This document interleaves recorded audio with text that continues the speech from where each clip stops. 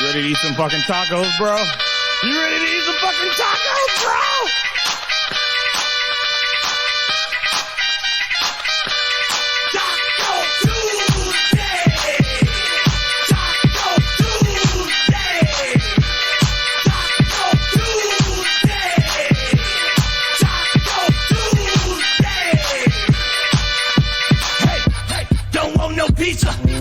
What's going on, folks? You know what day it is. It is Taco Tuesday. I'm K.C. And I'm E. And we are Not Your Average Podcast. Sorry, I'm trying to figure out why the sound isn't picking up on this.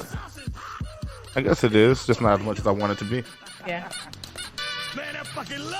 Huh. Check. Okay, whatever. Okay. It just seems a little muted, that's all. I don't know what's happening right now. It's been a while, guys. It's been a while. Hey, you guys. You guys aren't even here with us yet, so it's okay. We are here, and I am back. To the side. There you go. Am I wrong? Mm-hmm. You got it. Yeah, see? It's been that long. I've been going that long. I've been gone forever. Let's see. All right, there we go. We're here. Gloria Woodard says, "Hey y'all, hey, what up, cuz? Can you hear us? Okay? It feels kind of weird to me. Just want to make sure you guys can hear us. Okay? You okay? Let us know if you can hear us. Okay. Okay. If not, she can hear us. Great. Okay, perfect. Great. All right, cool. Wonderful. Cool. All right, guys." What's going on, folks? We are back. It is our first time back together in the studio in 5 weeks. 5 weeks. Yeah, 5 weeks. Long time. It feels good. It feels good to be back. It feels good to be back. Yeah, it's been over a month. Yeah. As you guys remember, if you were watching, we had someone step in. Yes. Our friend Cree was here in place for E. Yes. And then we had the live event. Yes. And then we were gone for a couple weeks. And then we were gone for a couple of weeks. Yeah. So I just wanted to, good evening, Natasha. Good evening, Natasha. Good evening. Good evening. So I just wanted to say a little something and let people know exactly. I'm not going to give you, too much insight into my personal life. But one thing about K.C. and I are we try to be always as transparent as possible. Mm-hmm. So the reason I haven't been on the show is because I've been going through a lot in my personal life. My father-in-law was very, very sick. And it got to the point that he needed to come live with my husband and I. So I needed to be home with my husband because my father-in-law needed 24/7 care. And so that was a team effort. It was something my husband and I did together. So in doing that, KC did know. I always told KC what was going on. So I was unable to come to the show. And that's why I'm so grateful and so appreciative that Cree was able to step in because we didn't want to cancel the show because our live was coming up. So we really needed the show to go on. So I'm very, very happy. I'm very grateful. And I'm very appreciative that Cree was able to step in. Thank you, Cree. Thank you so much. And be the co-host. And then shortly after my father-in-law passed away, it was time to plan the funeral. And unfortunately, my body doesn't handle stress very well. So while I was planning my father-in-law's funeral, I had a stroke. So I was in the hospital because I had a stroke. So I was in the hospital for 5 days because I had a stroke. Mind you, I'm still in the hospital trying to plan this funeral because I was determined to make this funeral happen the way my husband wanted it to happen. So I was trying to plan the funeral and get through the stroke, and then the funeral happened. It has passed now. It was this past weekend. So I am back. My husband is back, and we, we're going through our process. Grieving is a process, so we're still in that process. But that is the reason I was not here. Shortly after my father-in-law passed was our live. So I was able to attend the live. But if you saw the live, you could tell I was there, but I wasn't there. Because I was taking them back really hard back then. So I just had a lot going on in my personal life. I was very, very stressed. And obviously I was overindulging in alcohol that day. And then unfortunately, shortly after that, maybe a week after that, I had my stroke. So I needed to kind of relax, take it back a little, calm down a little, get through what I needed to get through. And now I'm back. So I appreciate Cree for stepping in. I appreciate everybody who sent DMs, who sent texts, who sent messages. Thank you so very much. I read every single one. Nothing went unnoticed. Everything was appreciated. And I'm so grateful that all of you reached out to see how my husband and I was doing. Thank you so very, very much. Yes. We appreciate it. And we are happy that you're okay. I am okay. And now finally able to get to the grieving process. Yes. Yeah. Yes. As she says with a smile on her face. I did. Yes, now I can grieve. This is how Eva operates. It really is. So yeah, it is. It's been a process. I'm still going through it, but I am definitely feeling better. So thank you. Good. He checked on us all the time. All the time. I just wanted to make sure that she wasn't going to come back and have to be like that emoji like this. It's so funny because I did tell him I had a stroke, and he didn't know how to ask. He was just like, "So, are you okay?" He was like, "How do you look?" I was like, "I don't have anything paralyzed on my face." So, hey, Cree. So, I just wanted to let you guys know exactly what happened, why I've been gone for 5 weeks. And once again, since she's on now, I really, really appreciate you stepping in, Cree. You were amazing. You did a really good job. And She did great. I was so proud. And I appreciate it so much. Thank you. So pretty much we picked Cree because it rhymes with E. It rhymes with my name, we had so to it have was somebody perfect. that, I'm KC and I'm Cree. And I'm so Cree. that's the only reason why it worked. So with that being said, and I am back, and I wanted to tell you guys why I wasn't here.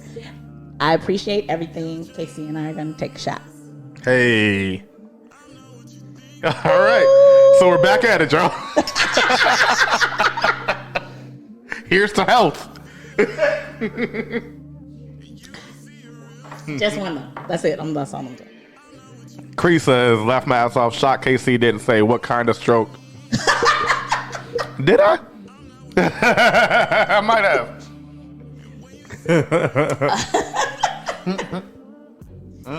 So yes, I'm back.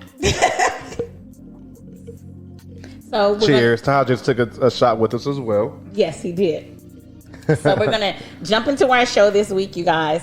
A lot has happened this week. We're not gonna go back the last 5 weeks, but we're gonna jump because so much happened this week that we have to talk about it. So we got a full show for you guys. We do. We really do. So the first thing we want to touch on is which one? Which Kelly? Which Kelly do we want to touch on? Robert or Price? Which one? Well, let's go ahead with let's clear it out with Robert. Okay. Yeah, let's just get it over with him, and then we'll go into our show. Okay, so he was charged for 9 counts this week. So yes, if you guys have not been paying attention, R. Kelly has been on trial. We've been, keep you guys up with what has been happening with the trial, the different witnesses that have come up, the crazy stories that have come up in the courtroom. And more witnesses and more witnesses. Of the witnesses were from the show. Like, remember that show that TLC did, Surviving R. Kelly? So a lot of the witnesses are. And there were some new ones too. Right. Yeah. Because it was a gentleman too, and he wasn't on the show. Yeah. So I think it was called Surviving R. Kelly. Yeah, Surviving R. Kelly. So a lot of the women who were on, y'all can tell I haven't been here, right? So a lot of the women who were actually on that show was also some of the women who actually took the stand in the court case. And like he just said, some people actually wasn't on the show, but they took the stand also. So I'll let you continue. So yeah, we know that R. Kelly went to jail a long time ago for. What was it, in the early 2000s for a little bit? But it was really quick, though. They dropped that, right? He got out of it. Yeah. I'm not exactly sure how he got out of it, but he most definitely got out of it. And then, Taji says he was charged and convicted back then, right? Oh, currently, yeah. But back then, he got out of it, and so we kind of just gave him some space. We're like, okay, all right. Obviously, you must not be guilty if you're not going to jail. So let's step in the name of love. But you know what's crazy? Because I was a young adult when it went down the first time. Very young. I was in my early 20s at the time. But The Beehive. Cree says, y'all, they calling R. Kelly supporters the Beehive. I can't. I can't. But that's great. In our culture, we did know he did it. Like it was. Oh yeah, we never the video was questioned it. going around in my high school like crazy. I mean, she was our age. You know what I'm saying? Yeah, like, she's young. We knew she was our age. Like, yeah. So in our culture, I don't know why, some reason he got a pass, but because everyone knew he did it. Like it wasn't even questioned. But I don't know how at that time the case was able to be thrown out, or he didn't get convicted. I don't know why. Maybe I don't remember. Maybe more women didn't come forward. I'm not exactly sure. But he didn't, and he was able to. He changed his music. He kind of changed it up. That's when he went into the chocolate factory. Yeah, he went into the. You saved me. He went into the step in the name of love. Yeah, he went the direction with his music. The little gospel. Yeah, the little gospel. But this time didn't work. He went in this time. Yeah. So, how many charges? It's 9 counts. 9 counts. One count is racketeering, racketeering, and 8 counts of sex trafficking. But we can't forget that he still has some. He's not done. He's not done. There's still federal charges that he's facing for. I think 2 counts of. This is in Minnesota. Okay. 2 counts of engaging in prostitution with a minor. Okay. And then Northern Illinois district, child porn and obstruction. And aggravated aggravated criminal sex abuse. So he still has those, and he's going to go to he's going to trial for those. Relax. Well, you see, when I wrote down these notes, I wrote down the first 3 letters of each word. So, it's like CRIM. So in my head, it's criminal. I'm like, relax. I'm nervous. I haven't done this in a while, guys. Yeah, relax. But so I think it's March or May is when he goes to trial for those. Okay. Yeah, hey. Well, you lay in the bed. They already had a meme that he's like -2 million. Like he's running out of money on a constant basis. No, he's lost all it. Like he doesn't have any money. He doesn't have a dime. Wow. I don't even understand why. Raven said KC drunk. Literally, it's the first drink I've had since you were over here a couple days ago. So thank you very much, Raven. Business. Don't be telling her business. But yeah, so he still has a lot. He has a lot to go. He's not out of the. But you made your bed. You got to pee in it. You got to lay in it. Most definitely. And they said after he was convicted that his fans was out there and they started playing his music and like Cree just said, they're calling his people the Beehive. I don't know if that's true, but I do think it's funny. Wait, if we say it, it is now.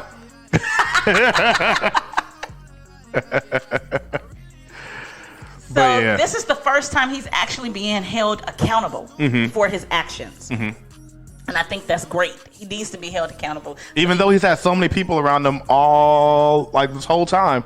And it's I think those people should have some type of charges brought against him too. Well, they were enablers. He had a lot of accomplices. Yeah, they were too. enablers. But he not only enablers, but he had people that would go find these girls. He had women that would go find these girls for him. You know what I'm saying?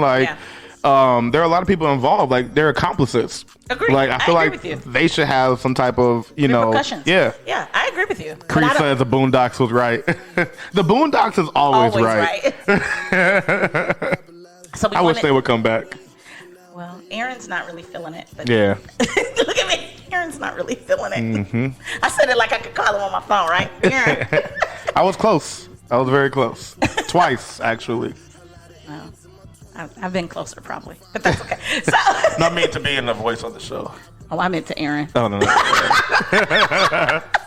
I was like, oh, okay. So with that being said, we wanted to lead with that because I think a lot of people need to understand that this is really the first time that Robert is, the first time that Robert is actually being held accountable for his actions. And I think that's a big deal.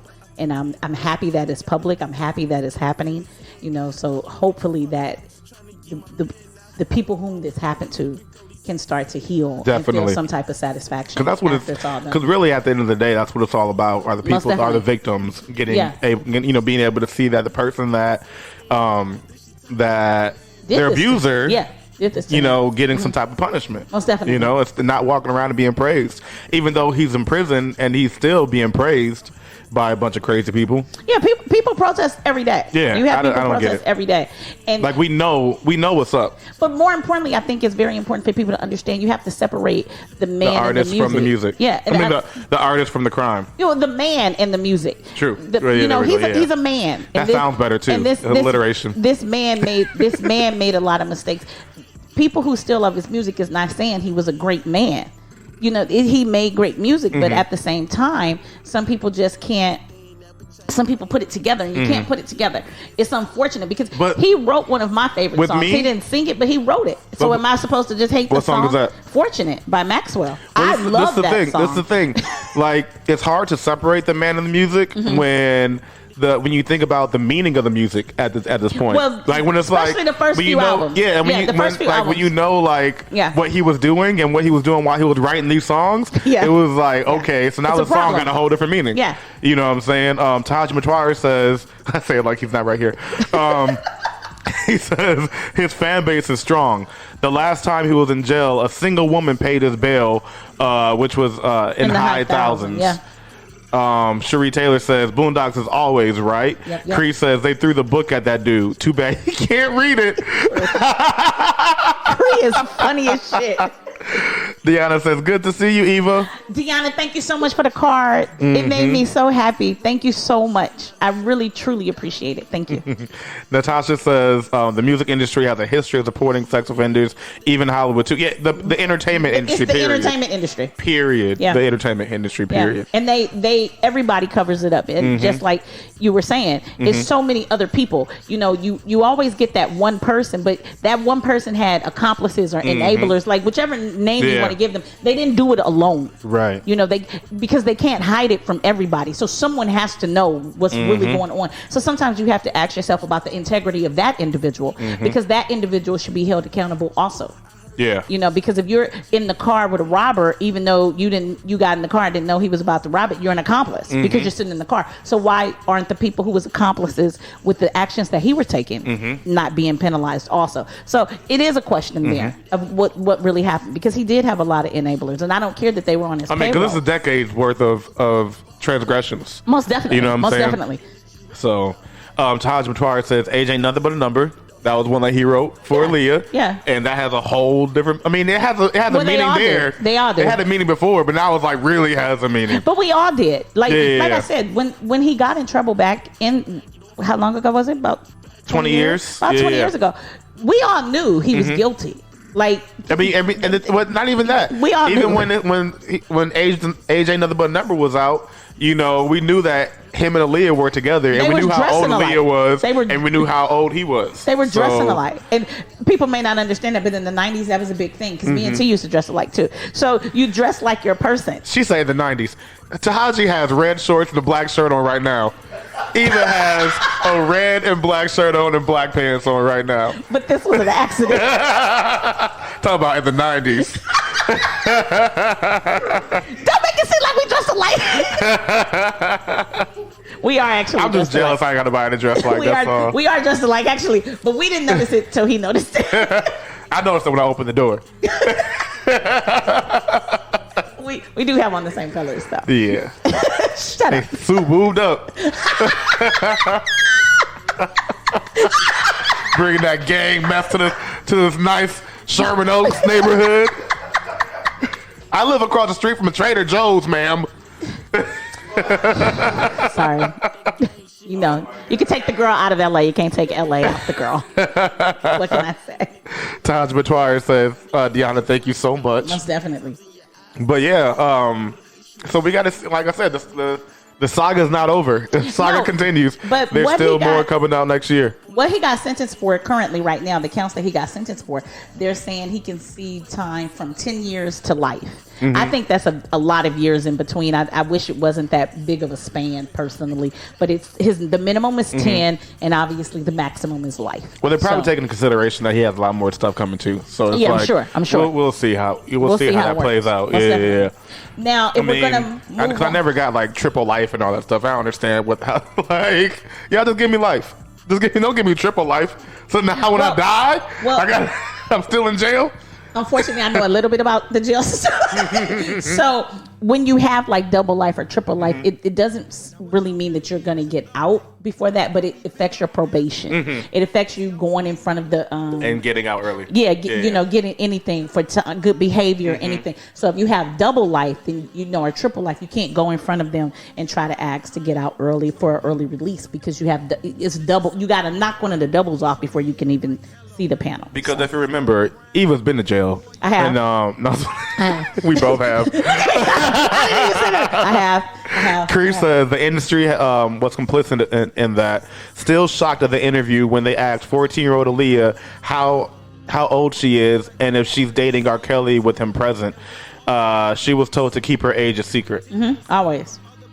But you can look at her and tell she was a kid. Taji said age ain't... no, that's not what he said. He said he ain't getting out. That's not what he said. And so we're going to move on from Robert Kelly to talk about Kelly Price. Yes. Because she's been in the news a lot this week also. Yes. So what's going on? So singer Kelly Price was recently in the news because I don't know if you saw on social media, it went pretty viral that Kelly Price was missing. And she became a missing person. Now, keep in mind, this is in the midst of a lot of women coming up missing, and they had the whole missing white woman syndrome conversation going on. And so then, of course, you see all the trend of different women that are missing. Right. And here comes Kelly Price. Pops up right in the middle of all of it. And in Atlanta, Georgia. This happened in Georgia. This is in Georgia. And this comes after a couple months after she says she goes on live and tells everyone that she was fighting COVID, that she had COVID. So a lot of people were worried. A lot of people were putting out, find Kelly Price, find Kelly Price. Celebrities are posting it and all types of stuff. And turns out, that TMZ was tipped off by her sister. Saying that they couldn't get a hold of her, they hadn't spoken to her, and they hadn't seen her, they hadn't heard from her since she got released from the hospital. Right. So they knew that she got released from the hospital after she had COVID, and they hadn't heard anything. So. And then it came out shortly they were something worried about the gentleman that she's with, the guy that she's with. Well, the family, right. Who, by the way, are the only people that are talking to anyone. Who are people that know the least are the ones that are talking to everyone. It came out that she hadn't been talking to the guy she's with. I don't know if it's her boyfriend, fiance, whatever. Yeah, I don't know. I don't know what his title is. But he hadn't allowed her to see their kid or her kids, and hadn't allowed her to see the family and all types of crazy stuff. Right. And Kelly Price, her attorney, made a statement and said that she's fine. She's at home recovering from COVID, and she's just laying low. And she wants you guys to respect her privacy. Yes. Makes sense. That wasn't enough. People want to see her. Yeah. So then she has to go on live, and she makes a statement. She makes a statement K.C. herself. has it, you guys. She goes on live, and this is what she has to say. Some days later, a couple of days later, and the first thing I remember is the team of doctors standing around me and asking me if I knew what year it was. Wait, when you say they lost you, can you clarify what that means? Yeah, I died. I died. Oh, I thought that was going to be a lot longer. My bad. I guess it was broken up in multiple clips. I only put one clip on there. We both thought it was going to be long. Well, let me tell you what she said in her statement, because actually I watched the whole thing. So she mentioned that she was in the hospital and she was on a respirator, and she got sent home, because, the hospitals are filling up. And so they sent her home, but they sent her home with oxygen and all that stuff. And so her and her boyfriend, or whoever he is, they both had COVID. So they were both at home, and they both, no one was coming in or coming out because the two of them were together and they had COVID together. Okay. So they were quarantining together. Now, when it comes to her not speaking to the family, she said she hadn't spoken to her sister in almost 2 years. So this isn't new. Yeah, they don't get along. Okay. They're estranged. So that's nothing. There's nothing weird about that. But her sister wanted to make a big deal out of it. And in this clip, if you notice, she says that she came to And they asked her to after 2 days she woke up and they asked her what year it was. Turns out while she was fighting COVID, she coded, which means she essentially died. She died. Yeah. And so imagine fighting COVID for over a month, dying, coming back, and then you got to deal with all this. And then you got to make a live. You got to go on live and tell everyone, no, I'm okay. Yeah, because the public doesn't believe that your lawyer actually spoke to you. Yeah. It's like you're doing all the steps so you can just recoup. Exactly. Because you do have a career that relies very much so on your lungs. And it's a virus that really attacks your lungs. Your respiratory system. Yeah. Exactly. So she's trying to, figure that out, going through the stress of, am I going to have a career? Because I know for me, when I got COVID, my whole upper register was gone. I still don't have a falsetto. I don't have anything. So his album's going to be different now. My album's completely different now. You know what I'm saying? Like, I had to change my whole karaoke playlist. Like dead ass. It's like honestly though, out of everything with COVID, like that was the most because even my career had to take a pivot after I got COVID. Right, most definitely. But me losing my upper register was like the most depressing part of me having COVID. Period. I had COVID. I don't make my money. My voice is still. I don't make money from my voice. You know what I'm saying? Imagine making money from your voice. Imagine making money from your voice and you're like trying to figure this out. Now you got the whole world thinking that you're missing, you're dead, and it's okay. She got to redo those anyway. Okay. That you're dead, and then you got your sister like just telling all these lies about you. Yeah. And then you making your attorney, which usually is good enough, be your spokesperson. But unfortunately, this time it wasn't enough because her sister was pressing the issue so bad. It made the tabloids press the issue so bad that she had to actually come out. And I'm not sure if it's true, but I heard something about her sister having an album coming out as well. Really? So this is before Kelly resurfaced with her video. So this is when she was still missing. The sister trying to get her 15 minutes of fame too. Right. I'm just like, come on, man. Like, this is your family. And if y'all got issues, y'all keep that to you. Don't bring that inside. Don't bring the world into this because now you got a lot of people. A lot of people might not care much about you, but a lot of people care about Carey Price. You know what I'm saying? So Kelly, my tongue didn't hit my teeth, the top of my tongue. I mean, the top of my mouth, like it should have. All right, but you knew what I was talking about. It didn't hit it at all. It gave a little brisk. It gave a little brisk swipe. All right. It didn't hit it at all. It gave a brisk swipe, but but they care about her, So now you got all these people, all of her friends, all of her fans worried about her, and she's just at home trying to recover. Exactly. Just trying to recover. And so, jumping from Robert Kelly to Kelly Price, we're going to go straight into. Well, so we're just sending Kelly lots of love and healing energy. Oh, most definitely. Yeah, most definitely. And, most definitely. She's just released new music recently. Yeah. Mm-hmm. And the hospitals are full. Like I said, I was in the hospital because I had a stroke, so I wasn't on the COVID floor. Mm-hmm. But when I got to talking to everybody on the floor, my friendly ass. I knew all the doctors and nurses. And, I was in there so long, and they were telling me, if I had came in there for COVID and not what I came in there for, they would have had to release me too. They wasn't keeping people unless you were like really, really sick. Mm-hmm. On the COVID floor, I was at Kaiser Permanente, so Kaiser has I think 3 COVID floors. And they were all overcrowded. But I was on the stroke floor, so my floor wasn't as. I was the youngest thing on the damn stroke floor. Dealing with family. See? Dealing with family. Yes. See? She gets you, Kelly. I do. She gets you, Kelly. So Eva got an album coming out too. My upper register is fine. COVID didn't fuck mine up. I can hit all my notes. My upper register is kicking. Oh, so we're gonna move from that, and we're gonna talk about. I think you wanted to touch on Diddy and Bow Wow. Yeah, we like to follow Diddy a little bit, his love life, because it's just fun. It's interesting. It's just fun. I'm pretty sure it's more fun being in it. But yet again, Diddy has I mean, in the industry, I guess a lot of people are passed around and go from person to person, and I'm not saying anything about Joy, but that's definitely who you said something about. We spoke earlier. We spoke a long time ago about Diddy and his son's ex-girlfriend, Laurie Harvey, which is Steve Harvey's stepdaughter. Mm-hmm. And now, Diddy has been seen. Well, he threw a party for Bow Wow's baby mama. Well, she's Bow Wow and Future's baby mama. Yeah.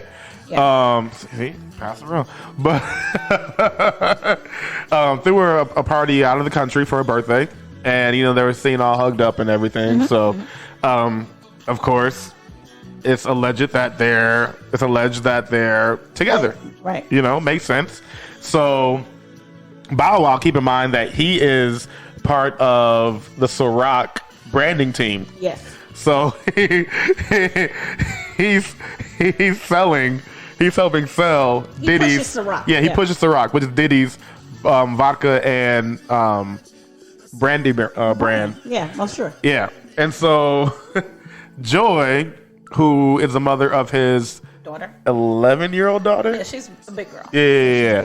I think she's like 11 or so. They're together, and Bow Wow, in the interview, mentioned that he had a talk with Diddy about the situation, and he actually said, "Yeah, I talked with dude." And whenever anyone said I talked with dude, it's not all. Yeah. Especially if you know dude. Right. And so he was like, "Yeah, I talked to dude, and we talked for like an hour or so, and it was, he know how I feel, I know how he feel, and we came to understanding." So, well, he's still promoting Ciroc, right? Yeah.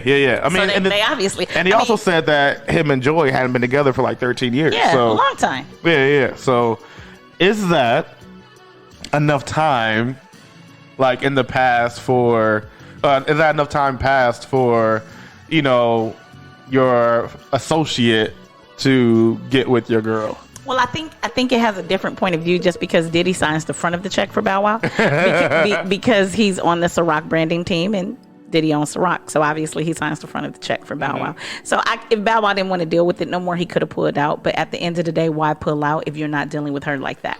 I feel like that's how we got the baby. I feel like the only conversation that needed to be had was, be good to my daughter, treat my daughter right. Because she does have a daughter. They do have a daughter together. Mm-hmm. But besides that, 13 years is a long time. Mm-hmm. So, I mean. But in the case of his son, that was like a few months. Yeah, but she doesn't have a son with him. Yeah. But, I mean, he lived in a house with Diddy. So, I think 13 years is Diddy more signs Bow Wow's checks, and Diddy supported Christian. His son? Yeah, or Justin. No, it's Christian. Yeah. Yeah, but that's Diddy's son. That's what I'm saying. He signs Bow Wow's checks, and so it's like, okay, if I sign your checks, you mean the son that dated Laurie? Yeah. Justin. That was Justin. Yeah, okay. Justin dated Laurie. Yeah. And it's like I sign your checks and I house you. I put a roof over your head, so I can do whatever I want. Do whatever the hell I want. Not saying that's the best answer or the best way a parent should think, but I'm sure that's how he feels. Hey, so. He said, as long as you guys are living under my house, anything that come in here, I get it first. Taji says, basically, Diddy said, with or without your blessing, it's happening. Yep. But I felt this was the right thing to do, respectfully. I love how they throw respectfully at the end of shit, and it's the most disrespectful shit. But they just throw respectfully on the end, and somehow that's supposed to make everything better in this generation. I think it's hilarious. Sheree Taylor says, Diddy taking care of the daughter on both ends. Whose daughter? Whose daughter? Bow Wow's daughter? Yeah. Oh, well, in the home and signing checks for Bow Wow. That's a good point. She'd be like, he ain't paying me no child support. Well, I just Well, do you want the Ciroc check? I just gave him some money. I just gave him an advance. He'd be like, listen, Shad, so I'm just going to give this check straight to her because... That's horrible. Yeah, but that could work, though. that really could work, though. So. Right. We should see. So that is our so chips best and of luck. dip. best of luck to Joy and Diddy. For as long as they can. Yeah, however long it happens, let it happen. And that's gonna be me when I get older, I guess. When you get older. My thing is and they're all so young. Like his girls are all so young. Yeah, but older men like young women. Yo, he's an older man.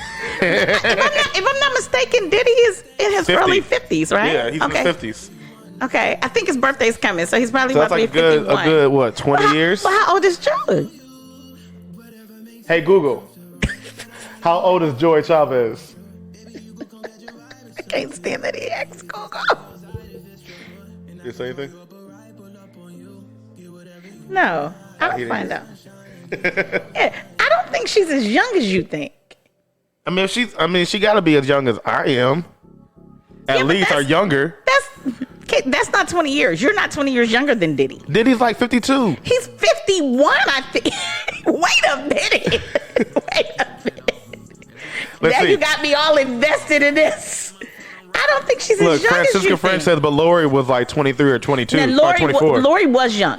I will say that shit. She was young. God damn it. Why won't it tell me her birthday? I said, how old is she? How old is she? Does anyone know? Anyone know how old Joy is? Oh, she's 33. 33. See? She's 33. So that's 20 years. Well, yeah, because he's about 51, 52. Yeah, that's 20 years. Yeah, he's like 51 because I catered his 49th birthday party in 2000 and... You was working for him in 2018? 18. Yeah. Yeah, so 51, I know 52. that's sad, but I knew it too. Yeah. I was like, now Laurie was in her early 20s because I was old enough to be Laurie Harvey's mom. Mm-hmm. Diddy's old enough to be her dad. Yeah, but I'm younger than him. So that's... No, he's old enough to be Joy's dad. Yeah, he could have had her. So, yeah, she can't be too far off. He could have had her in his 20s. Yeah. So, but 20 years varies depending on the age of 20 years. Oh Lord, you don't think so? Not when. Oh my gosh! What? Whoa! Whoa! Hold on. Wait. How do we block? I just looked and was like, "What the hell?" And I'm just putting shit up. Right there. There we go. Yeah. Wow. K.C. was not paying attention. I'm just putting comments. It was a lot more than that, y'all. If y'all didn't see. It just came like boom, boom, boom. Oh my gosh. That was nutty. Okay, so moving on from that. Mm-hmm. There is something that is going on in Los Angeles right now that I kind of want to touch on. Yes. And it is our homelessness issue. Mm-hmm. So Los Angeles has a lot going on right now in the news, in the courtrooms regarding our homelessness issue. Just to give people a clearer picture of exactly how bad the homelessness issue is here in Los Angeles County. Right now, our homelessness is around, we can't get an exact number, obviously, but it is around 66,436 people that are homeless in the county of Los Angeles. So just so you guys can have a clear understanding when I say the county, Los Angeles, everybody's built in counties. Los Angeles consists of 88 cities. Mm-hmm. In these 88 cities, they're called incorporated. So cities are considered incorporated and unincorporated. Incorporated cities are cities who have political officials. So they have assemblymen, councilmen, what's aldermen. Yeah, things like that. Those are the incorporated cities. They became incorporated in Los Angeles County. So we have 88 cities that's incorporated in Los Angeles County. So when someone says, I live in LA, that could be 88 different cities. Yeah. 88 different cities fall under that. So in between those 88 cities incorporated and the small cities that's unincorporated, the ones that you won't find on the map, they're just kind of the hoods of the city. Mm-hmm. We have 66,436 homeless people. So our homelessness situation is ridiculously bad. Mm-hmm. And getting worse by the day. And it's just getting worse by the day. So right now in NoHo, they have opened up the opportunity. NoHo is North Hollywood. North Hollywood, I'm sorry. For those who don't live here. It's WeHo and NoHo. West Till we're Hollywood. banging. NoHo. So in North Hollywood, they've done something that's really remarkable. And they have put together in small little communities, kind of like on lots and stuff that homes aren't, these little small tiny homes to help the homelessness issue. But this is only in the city of North Hollywood. This is not everywhere else. And remember, I just told you it's 88 cities in Los Angeles County. So this is not counting any homelessness that we may have in Orange County or San Bernardino or wherever else. It's only in Los Angeles County that this homelessness issue is this large. They're not counting all the other cities. They're not even counting the north. Like, that's not even counting Frisco and Fresno in the Bay, in Oakland. It's only counting Los Angeles County. So we almost have 70,000 homeless people in Los Angeles County. That's a lot of homeless people. And then they put these tiny homes just in North Hollywood, but you have so many people fighting this because they don't want them on their blocks. But then you just have in downtown LA, where our Skid Row is, that's where most of our homeless people go, to Skid Row. You have the business owners, and you have a lot of people who are renovating the apartments and renovating the buildings downtown Los Angeles. So because they're renovating the buildings, they put in a court order because they feel the politicians have been negligent on actually acknowledging the homeless issue. And so you got all these property owners and different people who put in a court order to have this looked at and have this attacked. And today, the court rejected the court order. They overturned it, and they said, once again, they've put the homelessness on a board and stuck a pin in it. Right. How can you stick a pin in 70,000 homeless people? That just makes absolutely no sense whatsoever. So with the recall and everything that happened here, that was one of the biggest issues that people wanted our governor, Gavin, to really acknowledge, because you have all these people sitting in seats. Like Maxine Waters is, sitting in, she's a congresswoman. I think Maxine Waters is a congresswoman. She's a congresswoman for a district in Los Angeles that she does not reside in. She does not live in her district, but she's been holding that seat a long time, and she has so much to say about. What did she just have something to say about Biden and I think the Haitians, what was going on at the Haitian border in Texas? And I'm not saying that doesn't need attention. It does. But she also needs to pay attention to exactly what's going on in her district, in what she was hired to do, in what she was hired to run. And she's not paying attention to that. 70,000 people approximately are homeless in Los Angeles County, and somehow nobody is paying attention to that. But you have North Hollywood, who came up with a solution, but they can only put these tiny homes on little adjacent blocks. So you may have 6 here and 10 here and 15 here, and they're tiny. They're very, very small. So it isn't like 3 or 4 people can live in this home. And then my question is, what are they doing to give you the incentive to start shelters? See, I feel like Los Angeles County gives you so many incentives for transitional housing. They give so many incentives for people who come home from prison.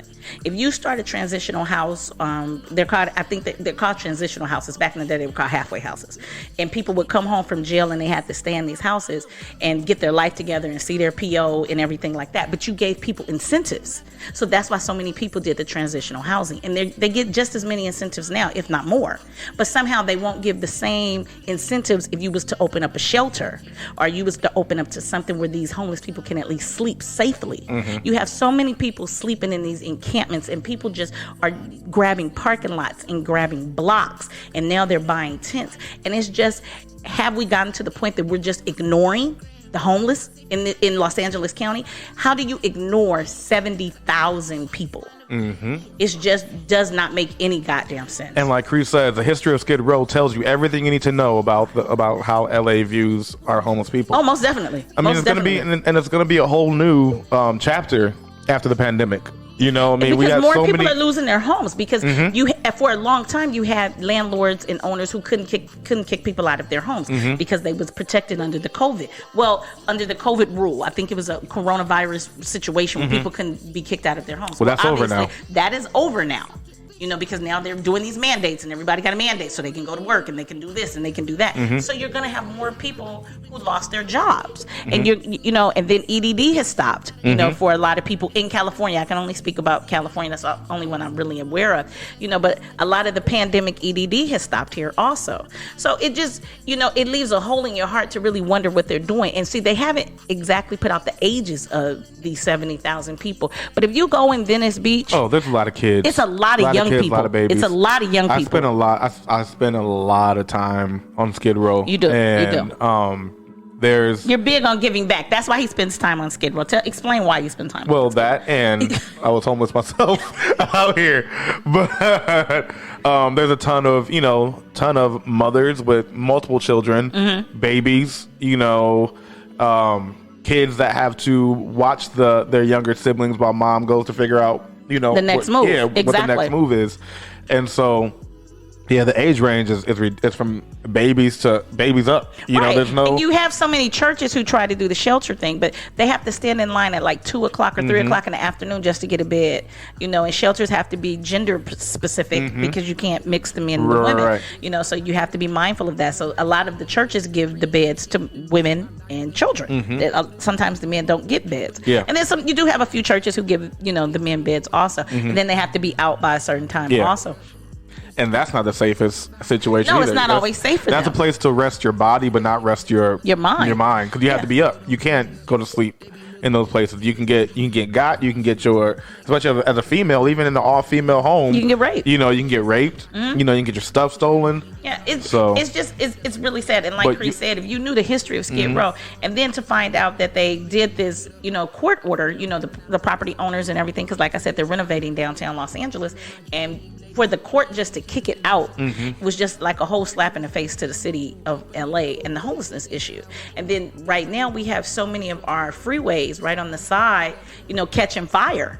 Because you have so many people who are living up there, so they're cooking something or they're preparing something. So a lot of times when you get on our freeways, you see fire trucks everywhere, and they're all on the side of the freeway, getting out of fire. Yeah. Cherie Taylor says, but it's partly because Americans still view LA/Hollywood as a place to go and become rich and famous. Well, yes, Skid Row and the streets of Skid Row are littered with broken dreams and hopes, but also just people trying to live, period. The minimum wage does not balance with the cost of living out here at all. No, not at all. The minimum wage just went up to $15. Now, it might sound like a lot out there, but we're talking a place. But to live here, it's not. Like a 2-bedroom is $3,000 a month. Just wrap your head around that. And they only make it $15. And $15 an hour. And this is not a luxury spot. Like this, it's nice. It's nice, but it's not luxury. No, no, you walk out my door, you're outside. It's really ridiculous, and sometimes I feel like we do not hold our politicians accountable. They tell us all these things that they're going to do. They tell us all these things that they're going to make happen, and then they don't. Gavin did the recall, and in the recall, he, I don't remember him speaking much on the homelessness issue, like during the recall. Larry Elder, who was one of his big competitors, he spoke on the homelessness issue, but very small. But one thing that he said that stuck out to people was he was going to get rid of a minimum wage. So that's where he lost a lot of people. Because how you going to get rid of a minimum wage in one of the most expensive states to live in? Right. So now you're going to let an employer, a small business owner, say, well, I'm going to pay you $7 an hour, $8 an hour. Well, hell, they can't survive in nowhere. When I came out here, minimum wage was, I think, like $7.50. Oh, when did you get here? 2006. Oh, because my first job, I can tell you, the very first job I had, I was in high school. Minimum wage was, how much was it, T? $4.35. It was cheap. Yeah. Like, it wasn't $5 an hour. Yeah. Back then, when I got my first job in high school. And the cost of living is, minimum wage went up, but cost of living is triple. Well, it's triple since then. Like, in particular cities is more than others. So when I moved out here, minimum wage was like $7.50. My first place was a 2-bedroom, 2-bath, and it was $16.50. Wow. Yeah, for a 2, and it was nice. Had washer and dryer inside the unit, dishwasher, pool, all that stuff. You know what I'm saying? $16.50 for a 2-bedroom, 2-bath, 2006. Now here we go. That was what, $7.50, 2006. Here we are, 2021. and the minimum wage has only gone up to $15. And that same place is probably $2,700. Yeah. Easily. Yeah. Easily. So, man, my first apartment in Los Angeles, our rent was $385. Wow. And we had a big ass 1 bedroom. Wow. It was and y'all left why? And when it went, when our rent went up to $425, we was livid. What you mean $425? We was like, what do you mean? We was livid. Yeah, it was $385. That's wild. Well, Yeah. it went up and it went up so fast too. It went up with like it doubled within like a year and a half. Because I remember my last house, the house on Ensign, but not the one that I lived in. No, the prior one. Yeah.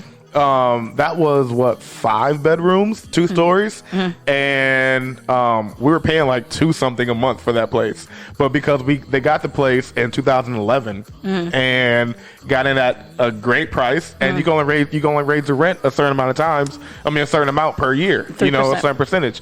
And so by the time that we left that place, we were paying $2,800 for the whole house, and their mortgage was $3,000.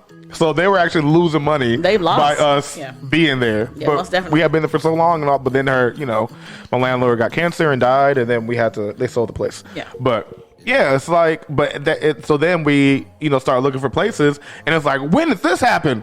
It's so like, expensive. what? We're looking at all the prices for everything. We're like, what the hell? It's so expensive. Yeah. So when you just think about that, and you have approximately 70,000 people who don't have anywhere to live, it just really makes you think, what the hell are the politicians doing? Like, don't get me wrong, Maxine Waters went to speak about what was going on at the Texas borders, and Which is necessary. It was necessary for her to speak, but she also really needs to pay attention what's going on in her district. It's not. I'm not just saying in Los Angeles. She's a congresswoman who runs a district here. I think her district is 43 or 46. I forget the number, but she has a district she needs to pay attention to. So I think, and not just in Los Angeles, but everywhere, we have to start holding our politicians more accountable. Yeah. They have to be held accountable. How do we do that? Well, first of all, what people don't know is you can call your local politicians. There are direct numbers to call. Now, I'm not saying you're always going to get a human, but you may get a message. But if you constantly call, you can also write, politicians, and you have to pay more attention to the elections that go on within your city. You have to pay more attention to the people who are running, and you have to really get deep and dig deep into what they want to do and what they believe in, because it matters. There is no reason we should have 70,000 people approximately and homeless, growing and rising constantly, because it's winter, it's Christmas. A lot happens. This is the time of year where more people get depressed, more people get lonely, more people drink. And you'll see, if you drive down the street, look on the bridges, you'll see like full apartments worth of stuff. Like you'll see sofas and love couches and dressers, because people are legit having to move their stuff right out of their apartment straight to the street with nowhere to go. Yeah. Tahaji says the U.S. Treasury may run out of money by 10/18, which could affect unemployment, Social Security, and military payments, which could cause more homelessness. Yeah. Cherie Taylor says, I'm gonna stop complaining about my 3-bedroom, 1-bath duplex because my rent is a third of that. Yeah. Tahaji says, stop voting for people simply because they've been in office a long time. We definitely got to do your research. We talked about this at the live. It's just important. I've always been very passionate about the homelessness situation in Los Angeles, and as I've gotten older and just became more aware, just driving, I see more tents everywhere. Tents are everywhere in LA now, and it's just sad. Because the people who are living in these tents, they just, they're on hard times. They're just having bad times. Like KC said, some of them have furniture and apartments full of furniture on the block, like sitting there. They have a couch, they have a chair. T and I have seen refrigerators and microwaves. Obviously they don't have nowhere to plug them, because they're outside. So it's, they're on main streets. They're not on like side streets. These are main streets in Los Angeles that they're on. So out of these 88 cities that's incorporated, it just makes you think, what are the people in political office in these 88 cities actually doing? You have people who are complaining, who's pushing things to the court, and they want the court to help the homelessness, but they're not actually giving the court a suggestion or a resolve. It's so quick to point out a problem, but if you're just saying to a child, you need to learn how to spell better, that's not really solving the problem for the child. The child needs you to solve. Like, maybe you should use cue cards, or maybe you should do this. And I feel the same thing is what we have to do to these politicians. Yeah. Like, okay. And that's why we're here. And that's why we do what we do. That's why I love our podcast so much, because we don't just give you problems. We give you solutions, like Eva just gave you one of them. How do you get a hold of people? How do you make change? Well, you can most definitely call your congressman. You can, I don't care where you live, even not in California. You can call your congressman. You can write your congressman. And you have the power to vote them in and vote them out. We was able to have a recall on our governor, Gavin Newsom, because we got enough signatures on a petition to actually have it on the ballot and actually do it. And other cities and states can do this too. I don't know everybody's homelessness issue, but for everybody who lives in Los Angeles, or anybody who knows somebody who is struggling out here, there are things they can do. Because I truly feel they need to put some type of incentive program to help people, to give people a desire to open more shelters. When you mark things nonprofit, nonprofit get a lot of breaks, but it's really hard to start a nonprofit, and it's really hard to maintain a nonprofit, and it's hard to pay your employees when you have a nonprofit. So if you want them to always register as nonprofits, it can be very unattractive to some people who want to be business owners. But if the state gave people more incentives, like they do with the transitional housing, with shelters, I do think more people of color will open up shelters and start shelters and really help our homelessness issue. So that's my resolve. Give people more incentives, like you give them incentives to help the people who's coming out of prison. Give them incentives to help the people that's homeless also. So be mindful of that and see what's going on in your community, and really make an impact and make a difference on what's going on in your community. Because I would hate for any other city that I'm unaware of to have an approximate 70,000 people homeless as winter is approaching. Yeah. I'm so happy to have you back, Eva. Oh, that's my E. Yeah, talk your shit, Eva. I've been really following the news with this, you guys. It's just been really on my heart, and it's got to be something, but they're not giving the incentives that people need. And I know so many people personally who are starting these transitional houses. So I know the incentives that they're getting, because they're telling me. And I'm just like, why won't they give those same type of incentives for a shelter? Yeah. But they won't. And that's why you're so grateful that they have the churches that's doing it. But the churches are suffering. These churches get, the kids picking at their walls and their bathrooms. It's hard. Things get stocked up and backed up in their bathrooms and their toilets. Mind you, churches are a nonprofit also. So people got to be mindful of that. Nonprofits are great. I'm not knocking nonprofits, but sometimes people need something that's profitable, so they'll get more of an incentive to want to be a part of it and to want to start it. It's really hard to pay a team of people when you're a nonprofit. Well, hey, these pastors know how to make that happen. They do. They hustlers. Right. So I just need people to be more mindful of that and really pay attention to what's going on, in your community, in your neighborhood, and really be mindful that you do have a voice and you can make an impact. It's not going to be an impact over 24 hours, but it is going to be an impact if you get a community behind you. So I think it's great that North Hollywood has started the tiny house program. I'm definitely going to look more into it, but I would like to see that program amongst all of the different cities in Los Angeles and not just North Hollywood right now. Right. But I do know North Hollywood has a really large homeless issue going on also. Yeah.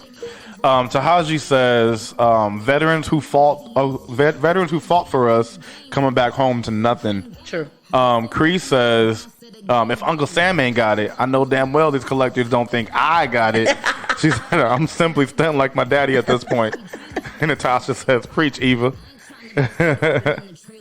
Yeah, man. So I just really wanted to touch on that subject of what's going on in the homeless, situation. And well, you touched it, you teased it, you and for people who live here. Shut up. I just really want to touch on that real quick for you guys. Yeah. No, it's very important because it's something that we all see here. You know what I'm saying? Yeah. You can't. You there's no way you could ignore it. And then something else that's going on that I actually am not super knowledgeable about is I just found out that United Airlines is letting go almost 600 employees throughout the United States because they refuse to get vaccinated. Oh man, we're supposed to talk about this too. And New York too. Oh yeah, and I just had as soon as I was told that information, the first thing I thought was, well, if they lose their job, when you lose your job, you go report for EDD or unemployment in your state, wherever state you live in. But are they going to consider that insubordination because they didn't take the vaccine, or violating policy, Because I don't know if a lot of people know, but where I've worked, I've had to fill that form out when people lose their job, and EDD sends it to the employer. And insubordination is actually one of the boxes you can check. Now, if a company checks that you were insubordinate, your unemployment is denied in California. I don't know how it works in other states, but if a person checks insubordinate, you don't get unemployment. You have to appeal it, and it's a whole process, but you don't get unemployment. So I'm really concerned that all of a sudden these people are forced to take a vaccine that they don't want to take or they don't feel safe taking, and you're going to fire them. But more importantly, are they going to be able to get unemployment when they get off? I get so mad when people call me during the show. But yeah. So I don't even know exactly how that's going to work. So I'm a little concerned. Yeah. And I'm going to be looking into it because I think it's ridiculous. And then in New York, they are forcing their healthcare workers to have a vaccine. I think it was by 12 midnight tonight or last night. Tonight. So by 12 midnight tonight in the state of New York, the governor said if they do not have the vaccine, they are fired. They are fired. They are fired. Yeah. Mind you, these are the same people who was on the front line before we really was more knowledgeable about COVID, who was just wearing, my husband worked at a hospital, so he said it's called the PPE, like what they had to wear. And they were on the front line, not knowing what this virus was going to do, but they was there, and we called them heroes. And now we're firing them. Well, Natasha says, this is a touchy subject concerning vaccine mandates. Healthcare workers across the country are being fired for not complying. Now, this is not, to me, I say it's all like it's nothing new. Like a lot of people in the healthcare world have had to take vaccines to keep their jobs for a very long time. Yeah. You know what I'm saying? I know people personally who had to take vaccines for a very long time. Yeah. And I feel like in this situation, the fact that if you're not getting a vaccine, then it's going against what your company stands for. It's like what your whole world stands for is, going by the science and the data and all this stuff. And it's like, okay, so what are your, like, other than you having health issues that will prevent you from taking the vaccine, which I'm pretty sure it could be looked at, you know what I'm saying? Other than that, why are you not complying with the world that you chose to be your career? Okay. You know what I'm saying? It's like our whole world is, you go to school, everyone in that world, for the most part, go to school and study, all the stuff, and which is what all this information is based on. You know what I'm saying? So it's like, okay, so how are we supposed to expect, how do we expect, people to comply if you're not complying? Okay. You know what I'm saying? This is what this is what we've studied. This is what we've been working our asses off over the past year and a half for. And if this is not the world, the field that you believe in, then don't be in this field. Now, she did mention that they were going to take a lot of people that were in the military and reserves, National Guard and stuff like that, who had, nursing experience, stuff like healthcare experience, and they were going to, implement them into the system. Also, which is kind of weird to me, they're allowing people whose licensing has been lapsed and expired to become go back into the medical field. Back into the field as well. So that's because I'm like, okay, well, why did they let their license lapse and expire? So my question would be to you, for the people who refuse to do it, the nurses or the LVNs, the RNs, for the people who refuse to do it, should they be called insubordinate when they try to go get unemployment? Right. Because see, I think that's where my disconnect is. Like, are you calling them because in the state of California, if you're an insubordinate employee, you are denied unemployment. It's not a if, it's not an and, it's not a but. You were denied unemployment. You have to appeal it. Like it's a much longer process if you're considered you lost your job because you was an insubordinate employee. So I get what you're saying, but then it's like, so if how does that work? Because they chose not to do something that they don't believe in or they don't want to do. So I'm gonna have to pay closer attention to it. Maybe talk to some HR people in the healthcare field, because the HR people I know are not in the healthcare field; they're in entertainment. And I just wonder how that works. Because it is something that they've had to deal with before. I'm pretty sure. Yeah. Because there are plenty of companies and organizations that are in the health world, health field that have always required you get a vaccination. Yeah. So I'm sure they've had to deal with that before. It's nothing. Why I keep saying disable.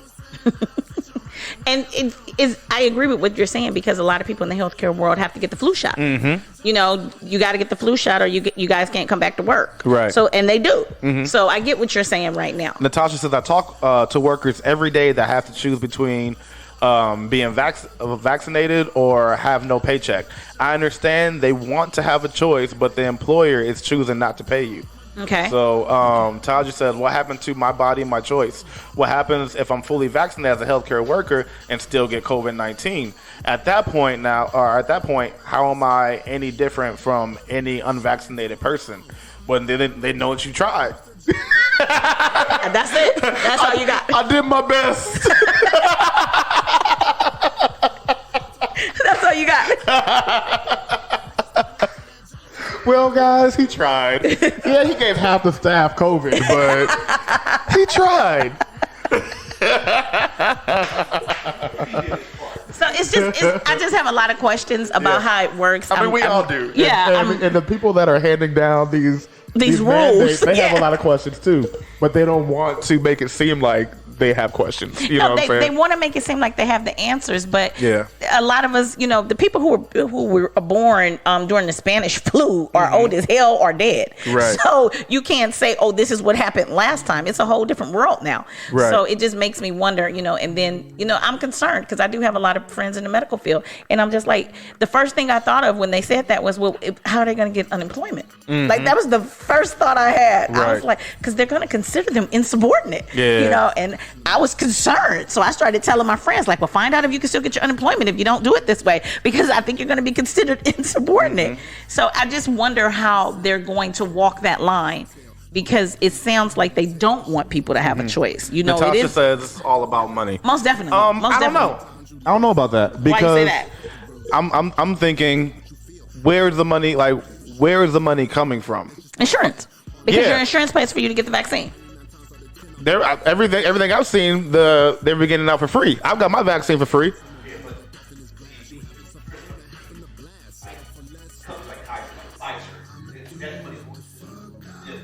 But whose insurance though? Yeah, but you're not paying for it directly from your insurance. For example, Kaiser, you're not paying for it directly. Under the insurance policy, Kaiser's the money, but Kaiser pays Pfizer. That's what Haji is saying. Yeah, but I'm saying, like, well, I thought it was through insurance. I would think your insurance is no, is because how they all these places, like, I've never been asked for my insurance information for it. Everything that I've seen, if you look up everything, like, it's always free. You know what I'm saying? I'm like, where's this money coming from? And then on top of that, it's like, I understand them wanting to open up everything so they can get money circulating, but that makes it, even worse. You know what I'm saying? If they're trying to fight down a virus, we know that the money isn't the cure. I'm sorry, the money's in the treatment, not the cure. What I'm saying? But they're trying to figure out how to get rid of this thing. Otherwise, they'll be like, okay, yeah, go ahead and do what you want to do, and we'll just make a medicine for it to kind of ease the pain or ease the symptoms. But you can't truly believe they want to get rid of COVID. I think they want to make you have shots and boosters and everything. I don't think they want to. But what are they gaining from us getting shots and boosters? DNA changes, Wi-Fi, 5G. I don't know exactly how it works. I'm not gonna lie, but Pfizer has to be getting some type of kickback. Like I mean, that's just how of course, the medicine world works. But they're also producing as well. You know what I'm saying? So, but long as you have to constantly, go into the hospital because you do have COVID. Say when you get COVID, you contract COVID, you got to go into the hospital. So the insurance has to pay that because you're going into the hospital. And then, like they said, the beds are full and they have to kick you out. That's fine. But at some point, your Blue Shield or Aetna or somebody is paying something. Exactly. So we know if they're trying to get people, if they're banking on people going into the hospital with COVID, then why even push something that will minimize the symptoms? Minimize it, but not make it go away. So therefore, you still can have a. But I'm saying, why would they not just have the people that are saying I'm not going to get vaccinated? Why don't they just be like, okay, yeah, fine, because that's where we're making our money. We're making our money from you guys going into the hospital. So why do you think they're pushing the vaccine so hard if you don't think it's about money? So we can actually get rid of the virus. So we can get so the variants don't keep popping up, just like it has in the past, just like all the other reasons why we have all these other vaccines. But every time you get a variant, you're going to need a booster. The only difference with the vaccine right now and the vaccines that we've had in the past is that we have a lot of people who are living in their parents' basements, who are doing their own research, and they're posting on social media for people to take as fact. And that's the God honest truth. That's the only difference. We've had vaccines are not new. Vaccines are not brand new. This is nothing new. Like, we've had plenty of outbreaks, plenty of pandemics, plenty of epidemics that have popped up, and we've gotten rid of them. I've never had polio. I've never had smallpox. But guess what? It was a thing. How we get rid of them? Through vaccines. Why they gotta be in their parents' basement? What'd you say, Hodge? Why is this vaccine pushed free to us? Now, 9 months to us. Yet, insulin is. Because that's a good point, because insulin's not free. But diabetes is not a virus like you pass from one person to another. True. That's why people keep comparing it to why is chemo not free? Because chemo is not a virus that I pass from me to you. No, you know what I'm saying?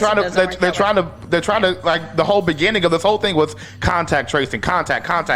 Yes. We're passing from one person to another, and this is how they're trying to get rid of that. Well, it's airborne. Yeah. So, I mean, and then we all know, especially with cancer, there could be a cure for cancer. Oh God, yes. Yeah. But that's about money. Oh, all day. Yeah, that's about money. But this is expensive. It's like our economy is dying because of this virus. Yes. You know what I'm saying? Yes. People are doing last year. Yes, a lot of the billionaires made more billions, right? Yeah. But if we are broke and cannot afford to buy, those billionaires are not making billions anymore. You know what I'm saying? The billionaires that are winning, it's not going to last for long. There's only so much that can go around. Okay. You know what I'm saying? So that's my opinion. No, I want your opinion. Natasha says the cities and states don't want to pay for testing weekly. The employers are going.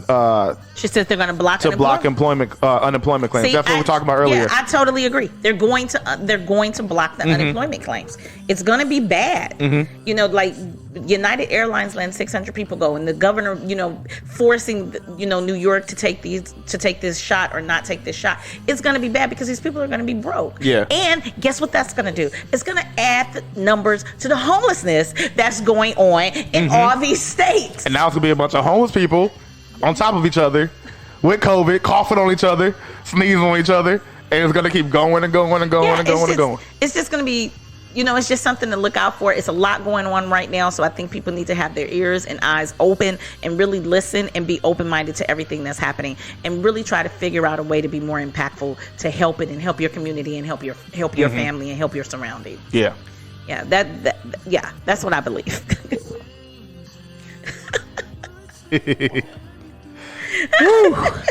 Okay, so we're gonna give you the bill. So we started off talking about Robert Kelly, of course. Yeah. Well, the first thing we started off was explaining why I haven't been here. Right. for the last 5 weeks, because I have not been here. But and we are so happy to have her back. But I am back, and things are back. My health is good. I did have a stroke, but I'm back. You can't just say, I'm back. I did have a stroke, and I'm back. Like it's a hangnail. I know. I'm back. I was only in the hospital 5 days, y'all. I'm back. So that was how we started off. And then from there, we talked about Robert Kelly. And then from there, we talked about Kelly Price. And then we had to let you know that Diddy and Bow Wow had a little powwow about Joey Chavez. I did good. I'm never the person who comes up with the titles of the show. So, and then from there, I really wanted to discuss the homelessness that's going on right here in Los Angeles County. And I just wanted people to be aware that right now, our homelessness situation is approximately 70,000 people.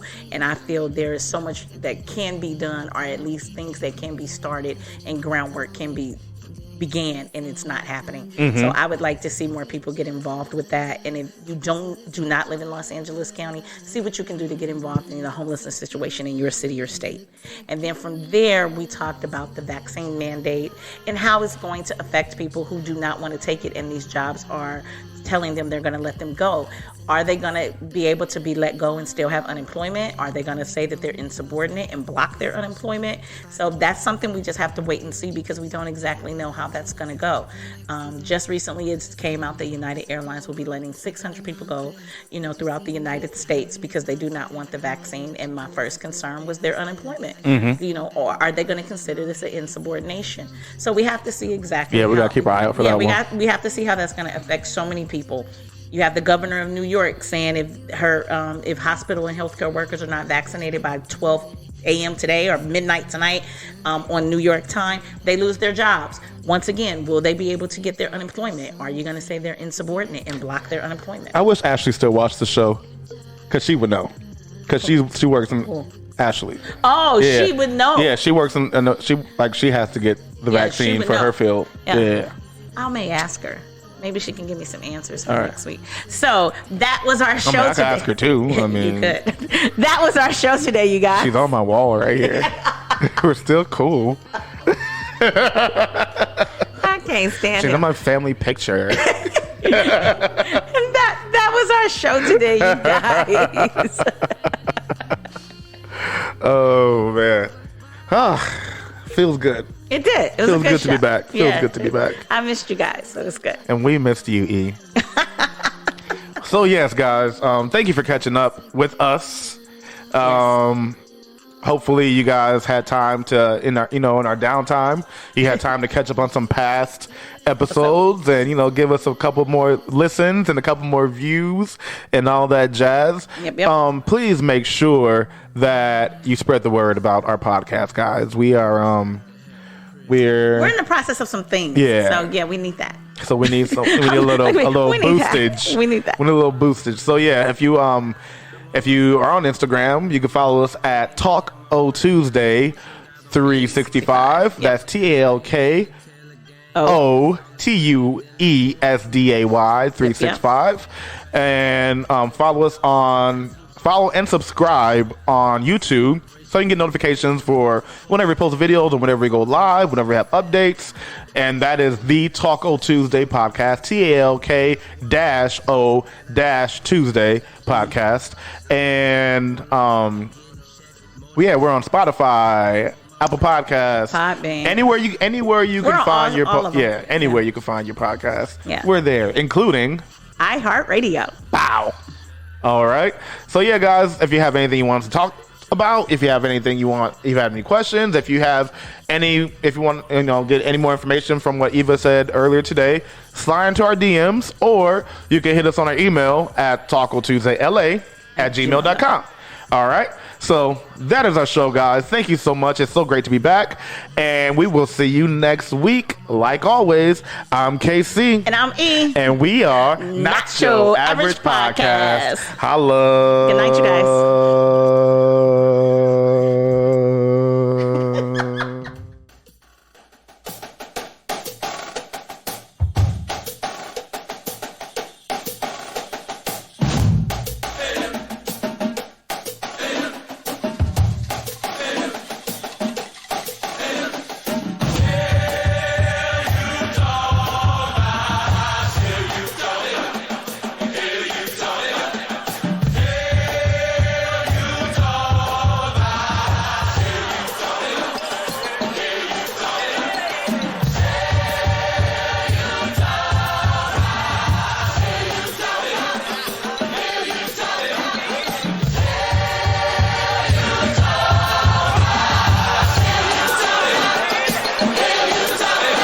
Rakia Boyd, say your name. Rakia Boyd, say your name. Rakita Boyd, say your name. Rakia Boyd, won't you say your name? Latasha Walton, say your name. Latasha Walton, say your name. Latasha Walton, say your name. Say your name, won't you say your name? A Tatiana Jefferson, a Tatiana Jefferson, a Tatiana Jefferson. Say your name, say your name, say your name, say your name, say her name, say her name, say her name, say her name, say her name, say her name.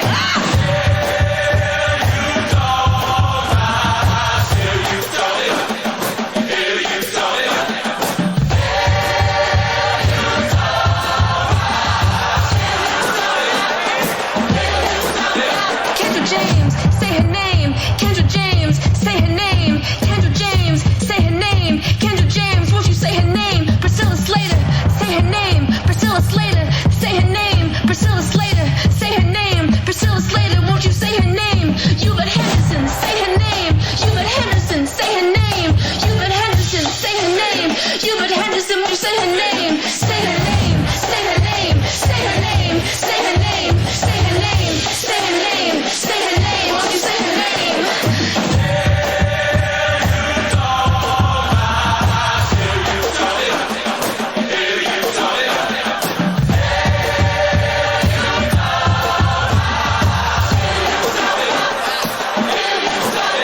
Keisha Michael, say her name. Keisha Michael, say her name.